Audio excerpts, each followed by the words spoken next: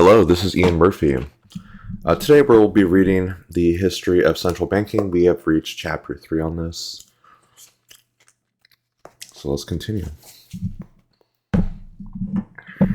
Chapter 3. Napoleon and the Banque de France. Quote, "The deadly facts herein revealed led me to wonder that this monster interest has not devoured the whole human race." End quote. Napoleon Bonaparte on being shown an interest table. France under the Bourbons.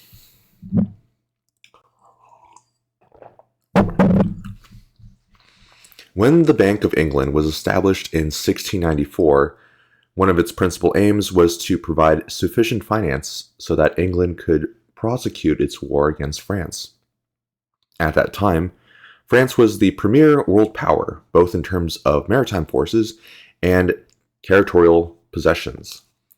4 years previously, at the Battle of Beachy Head, near Eastbourne, England, the French Navy defeated the Anglo-Dutch fleet comprehensively when it sank 12 ships, while a further 20 ships were exploded by their English crews. Since June 7th, 1654, France had been ruled by its most glorious monarch, King Louis XIV, the Sun King.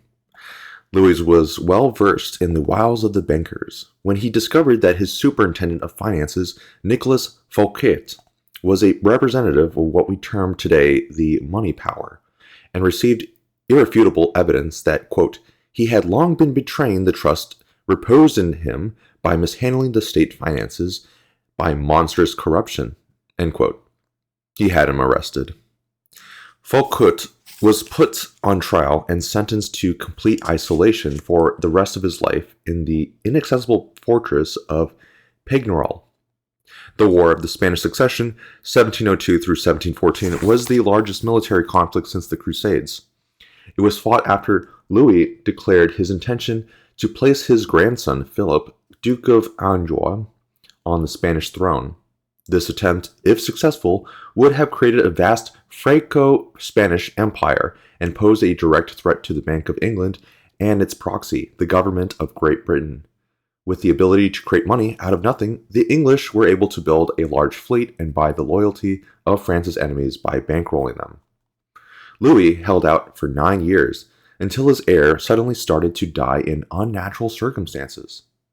On April 13, 1711, his heir Louis Le Grand Dauphin died allegedly of smallpox, even though he had the disease when he was a small child. On February 12, 1712, the wife of his grandson, the Duke of Burgundy, died of a fever. A few days later, her husband was covered in spots, and he died on February 18, 1712, of unknown causes. A few weeks later, the king's 2 great-grandsons fell ill with scarlet fever. The 5-year-old Duke of Brittany died on March 18, 1712. The 3-year-old brother, the Duke of Anjou, survived miraculously after the king ordered his isolation and treatment with an antidote. As a result of these tragedies, the king was persuaded to cease hostilities and commence negotiations. At Utrecht, a treaty was signed in March and April 1713, which allowed France to retain largely its pre-war boundaries. Thereafter, the heirs of the French throne stopped dying, although this did not prevent the other grandson of Louis, the Duke of Berry, who was the regent of the future Louis XV, dying in an unusual riding accident. A broken man, the Sun King died of natural causes on September 1st, 1715. The ability of the English to command vast sums of money had not gone unnoticed by the French, who realized that the war had not been won, because of a deficiency in financial credit. On May 1st, 1716, a Scotsman, John Law, received a patent to open a private bank, the Banque Générale, which was patterned on the Bank of England, and which was entitled to issue banknotes and exchange them for gold. The regent of Louis XV, Philippe II, Duke of Orleans, realized that this bank could provide government with a means of financing its expenditures, and in 1718, France's first central bank came into existence and was renamed the Banque Royale. The adoption of the Bank of England paradigm of creating money ex nihilo soon enabled the French economy to recover and flourish. However, this period of prosperity was of short duration. In January 1720, the French government received a record-breaking loan of 100 million livres. The following month, news spread suddenly that the bank was experiencing difficulty in exchanging its banknotes for gold coins, and an atrocious panic ensued. The source of these rumors is not clear, but the most likely suspect would have been the Bank of England, which wished to destroy its dangerous rival. Various attempts were made to shore up the Banque Royale. A decree of March 11, 1720, banned its use of coins from May 1st onwards. When this measure failed to staunch the impending catastrophe, a decree was announced on May 22, 1720, which reduced the value of the banknotes by 50%. A third decree of October 10, 1720, stated that on November 1st, banknotes would no longer be used and that they were to be exchanged for state bonds with a further reduction of 50% in their value. In November 1720, the Banque Royale declared itself bankrupt, and its founder and controller, General of Finances, John Law, fled the country the following month. For the Bank of England and its stockholders, the demise of the Banque Royale was an unmitigated triumph. Napoleon, the monetary reformer. Napoleon, who was Emperor of France from 1804 through 1815, was very mindful of the fact that money always remains in hiding and only acts through agents, who are often unaware of the aims that they are pursuing. He realized that international money stood behind every foreign enemy, every monarch, and every political party, including the Jacobins, stating on one occasion that, quote, "The hand that gives is above the hand that takes. Money has no motherland. Financiers are without patriotism and without decency. Their sole object is gain." End quote. He had very clear ideas as to how we wish the French economy to be run. He defined his system as being for the application of resources of government, including finances for the benefit and use of his people for the greater glory of God. His system was for the maintenance of spiritual as against material values, the nation as against political parties, patriotism as against greed, loyalty as against fear. The bedrock of the economy was to be agriculture, quote, "For that is the soul of the people, the foundations of the kingdom," end quote. Next in importance was industry, which, quote, "ministers to the comfort and happiness of the population," end quote. A poor third came foreign trade, which only consists of the surplus of agriculture and industry. In his opinion, quote, "Foreign trade ought to be the servant of agriculture and home industry. These last ought never to be subordinated to foreign trade," end quote. Napoleon's ultimate objective was to ensure not only financial independence, but self-sufficiency in the production of goods for domestic consumption. Napoleon would not allow loans to be employed for current expenditure, whether civil or military. Under any circumstances on the subject of debt, he had to say this, quote, "One has only to consider what loans can lead to in order to realize their danger. Therefore, I would never have anything to do with them, and have always striven against them. At one time, people asserted that I did not issue loans because I possessed no credit, and could find nobody who would lend me anything. That is quite false. That surely implies a very scanty knowledge of human nature and an ignorance of stock exchange methods if people imagine that I could find no one ready to lend. It was not part of my system." End quote. The State Bank of the French Empire. Napoleon's first act on assuming power as first consul on November 9, 1799, was to establish the Banque de France on January 18, 1800, as a joint stock company which commenced operations on February 20th of that year. This bank replaced the 15 private banking houses which had been deeply involved in the events leading up to the French Revolution of 1789 through 1799. These banks had increased the national debt to 170 million pounds and had charged rapacious rates of interest on loans to the French crown to the extent that prior to 1789, it was allocating over 50% of its budget expenditure to interest. The bank was set up with a share capital of 30 million francs divided into 30,000 shares of 1,000 francs each, of which a portion was subscribed to Napoleon, his family, and members of his entourage. The dividend of the shareholders was initially limited to 6% per annum, but was increased in 1806 to 2/3 of the bank's profits, with the remaining 1/3 being allocated to the bank's reserves. The 200 largest shareholders elected 15 regents or directors who sat on the general council administering the bank and 3 censors or inspectors who supervised management of the bank. The general council in turn elected a central committee consisting of 3 members, one of whom was chairman. Napoleon made himself president of the bank, declaring that, quote, "The bank does not belong to the shareholders only, it also belongs to the state. Since the state has entrusted it the privilege of issuing money, I wish the bank to be in sufficient measure in the hands of the state, but not too much so." End quote. On April 14, 1803, by means of an act of parliament, Napoleon abolished the right of 2 rival banks, the, oh my gosh, I'm probably going to botch this up, Caisse d'Incompte de Commerce and the Comptoir Commercial, to issue banknotes. As he remarked at that time, quote, "Have you not told me that in order to preserve credit, it is a general practice that artificial money, like that of the Bank of France, shall issue from only one source? I adopt that idea. A single bank can be more easily watched than several concerns, both by the government and the public. With a view to emergencies, I cannot see any virtue in competition of this kind." End quote. On April 22, 1806, a new act was passed, which replaced the 3-member Central Committee with a governor and 2 deputy governors. These appointments were personally vetted by Napoleon. The new act also increased the bank's capital to 90 million francs. Napoleon was so suspicious and distrustful of bankers that he personally supervised the operations of the treasury, lest the secrets of his monetary policies leak out and be exploited by speculators.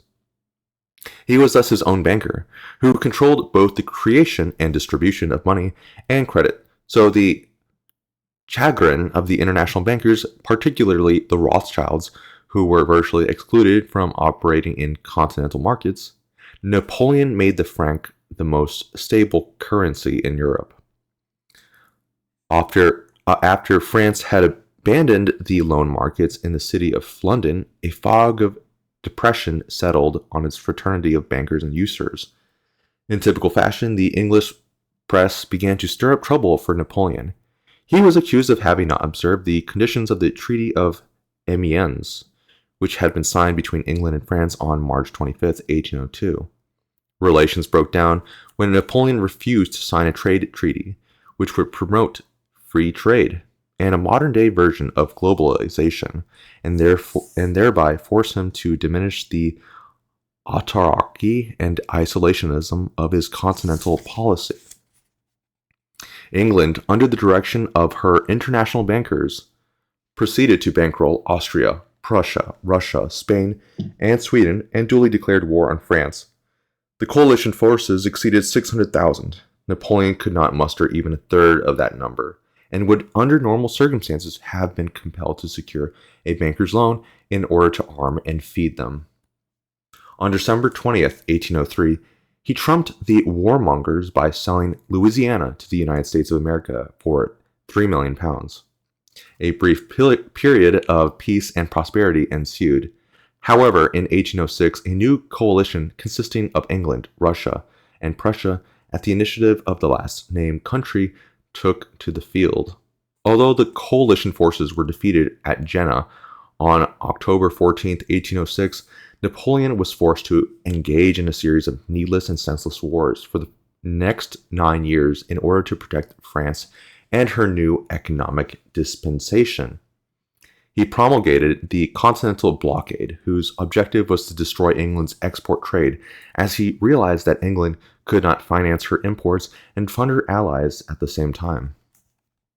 At the Treaty of Tilsit, signed on July 7, 1807, on a raft in the middle of the Niemen River in East Prussia, Napoleon and Tsar Alexander I agreed to an alliance which made them the masters of continental Europe. Alexander agreed to join Napoleon's continental blockade of England and to provide each other with mutual support in the event of disputes with other nations, and in particular the British Empire. At that time, France and Russia were the only two countries in Europe which were not on the usury system and were furthermore not indebted to the Rothschilds. They were therefore the only free and independent nations. However, a few years later, Russia started to violate the blockade. This action was premised on the fact that Russia, a producer of mainly raw materials, had very little industrial capacity and had been dependent on England for the importation of industrial products. Alexander was only prepared to continue with the blockade subject to France supplying him with the industrial goods which he had previously imported from England. France could not supply these goods as England commanded the seas, and there was no road or rail infrastructure in Europe at that time. Therefore, in order to enforce the blockade, Napoleon decided to invade Russia on June 24, 1812, with an army of over 500,000 soldiers. Although he reached Moscow on September 14, 1812, he found that it had been abandoned, and the subsequent winter retreat turned into a major disaster, with only 100,000 of these original armies surviving. The following year, Napoleon was defeated at the Battle of the Nations, east of Leipzig, on October 19, 1813. On April 11, 1814, he abdicated at Fontainebleau. After being banished to the island of Elba, situated between Corsica and Tuscany, Napoleon attempted to stage a comeback at the Battle of Waterloo in modern-day Belgium on June 18, 1815. At the belligerents, England, Prussia, and France were financed by Nathan Rothschild, with France receiving a loan of £10 million. After his defeat, Napoleon was exiled to the British island of St. Helena in the South Atlantic, where he died under suspicious circumstances, when he was still a fit man at the age of 51. On May 5, 1821, an examination of Napoleon's remains has indicated that he almost certainly died of cyanide poisoning following chronic arsenic intoxication. In such a case, it would undoubtedly have been the work of an assassin, which conforms to a pattern repeated consistently during the past 2 centuries of the elimination of all leaders who propose, institute, or maintain systems of usury-free banking. Achievements of the French state banking system. As part of the code, Napoleon introduced a new commercial code on March 21, 1804. These economic reforms, which included sustainably reduced taxes, quickly turned the French economy around and resulted in increased trade and the development of new industries such as cotton making and sugar beet, which were assisted by tariffs against foreign goods and low interest rate loans. The infrastructure was upgraded on a vast scale, not only in France, but throughout Western Europe, with the construction of 20,000 miles of imperial roads and 12,000 miles of regional roads, almost 1,000 miles of canal bridges and dredging and expansion of harbors such as Cherbourg and Dunkery, waterworks and public buildings such as the Gallery of the Louvre, all financed with interest-free money from the Banque de France. Napoleon also established an industrial board, which provided data and information to French industry. The Imperial University, which administered French education, specialized schools or lycées for the study of engineering, science, and technology, and professional schools devoted to midwifery, obstetrics, and veterinary science.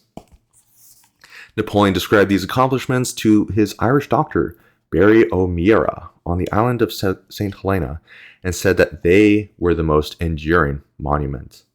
Quote, "The Allied powers cannot take from me hereafter the great public works I have executed, the roads which I made over the Alps, and the sea I have united. They cannot place their feet to improve where mine have not been before. They cannot take from the code of laws which I formed and which will go down to posterity." End quote. In conclusion, we may consider some of Napoleon's achievements, which he communicated to his former chamberlain and constant companion for 18 months on St. Helena, Comte de las Casas, quote, "I inspired France and Europe with new ideas, which will never be forgotten. France's finances are the best in the world. To whom does she owe them? If I had not been overthrown, I would have made a complete change in the appearance of commerce as well as of industry. The efforts of the French people were extraordinary. Prosperity and progress were growing immeasurably. Enlightenment was making giant strides. New ideas were everywhere heard and published, for I took pains to introduce science among the people. If I had been given time, there would soon have been no more artisans in France. They would all have become artists." End quote. All right, so that is the end of chapter 3. I will see you guys all in the next video. Take care.